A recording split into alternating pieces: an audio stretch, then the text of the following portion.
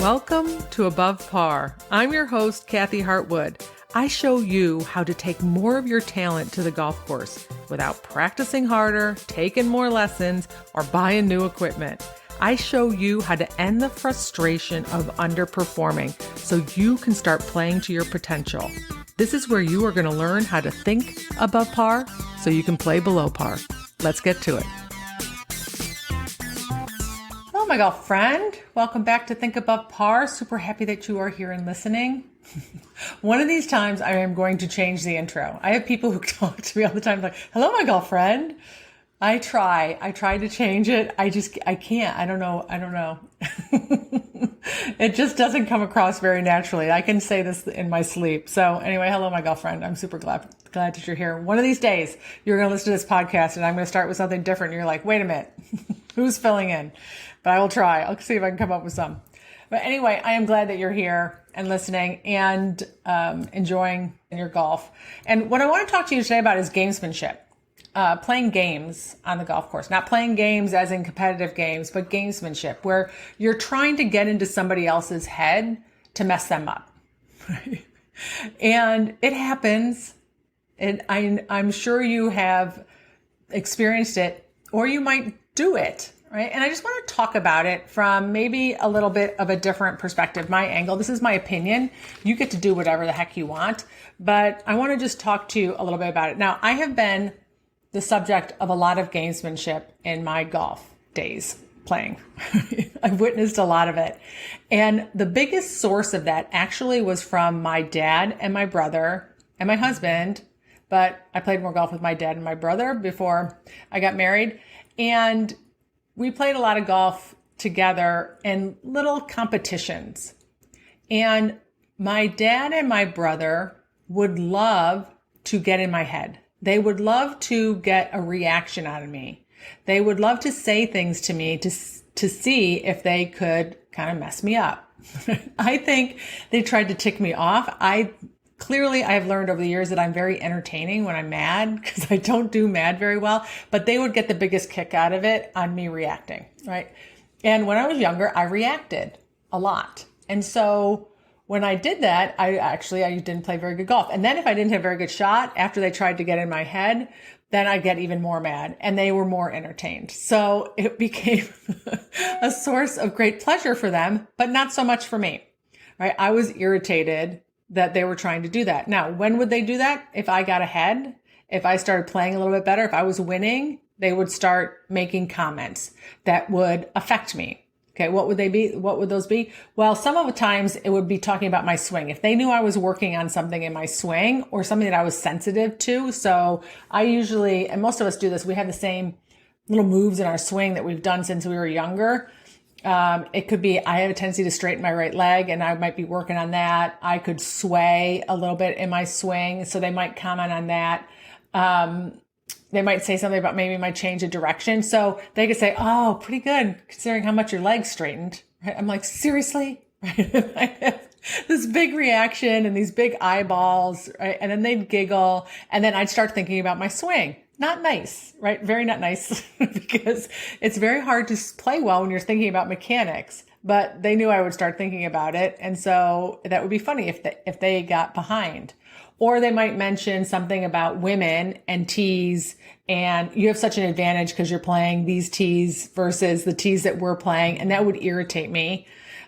Usually, just so you know, a little side note, we made a deal because they made that comment so many times, and it would bug me because they can hit it. They can hit further than me. So we made a deal that I would play whatever tees I needed to play so that we were all hitting in the same iron. Ish. Like my brother got longer than my dad for sure, but we would be all hitting in about the same iron. So whatever tee marker, if I was going to hit in a 7-iron in that range and he was hitting in a 7-iron, then that was fair. And we decided that was fair because I had taken so much slack on the course if I started playing well, or if I had a wedge in and they had a longer club in, it's like, oh, they started making comments about the tees I was playing. But they never made a comment if I had a 3-iron in and they had a 7-iron in.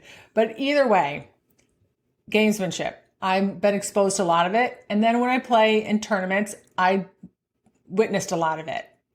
And I just want to share a little bit about my perspective. Now, in this arena of playing with my dad and my brother, a couple things. One is gamesmanship, I don't think is necessarily a bad thing. I'm not saying don't do it. If you have some buddies and you got a little shtick and you guys are kind of ribbing each other and you're laughing and having a great time, yeah, that's super fun, right? If they have a sense of humor.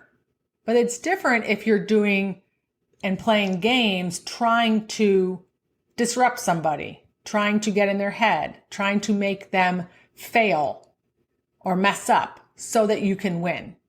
That happens a lot.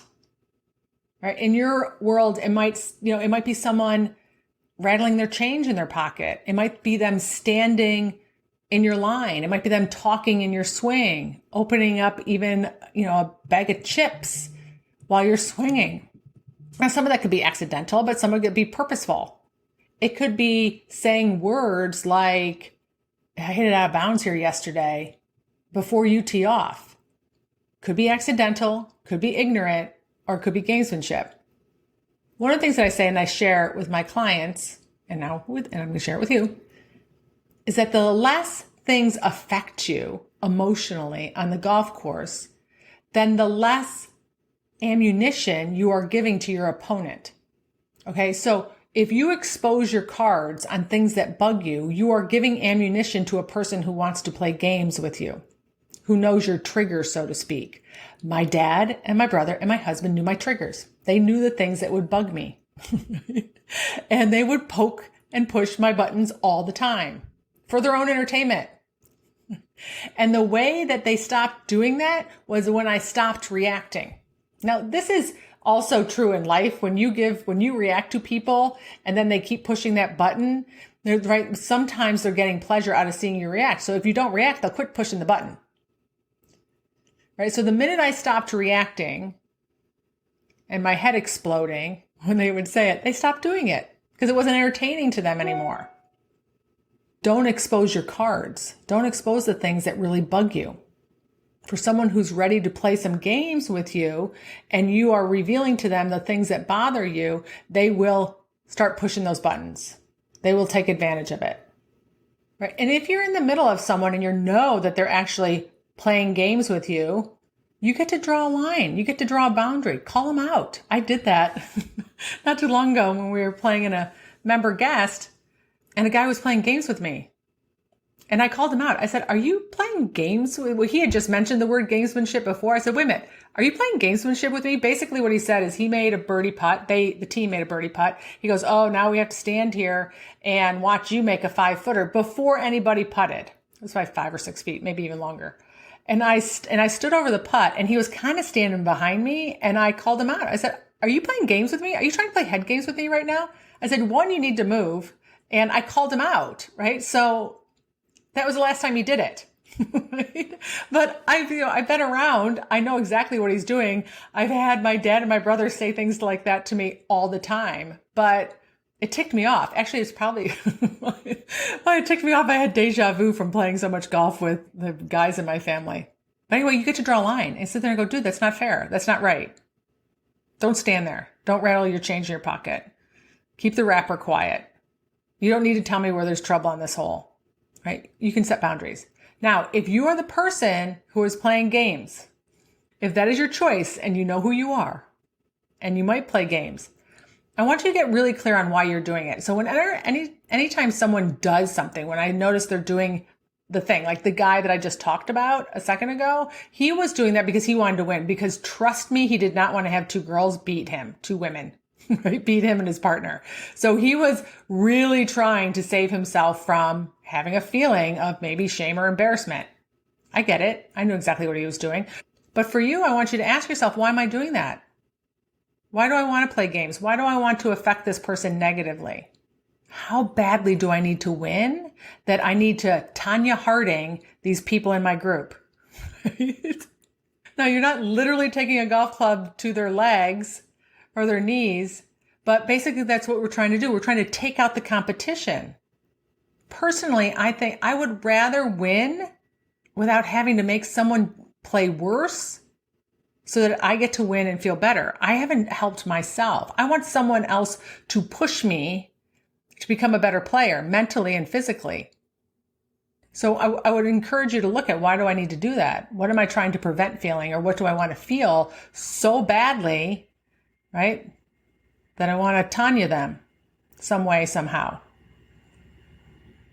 And the other thing I would tell you, it really doesn't feel good. Playing games with people, I mean, unless you're playing with your buddies and your family and you got a shtick going on and you're laughing and joking, but if it's a serious competition, let's say you don't know this person very well, it takes mental effort to come up with some things to say to try and derail the other person. And I just don't think that feels good. I don't think that's a positive energy. I don't think that's going to move you forward. And I have the mentality, just like with cheating, if someone is going to cheat, what goes around comes around.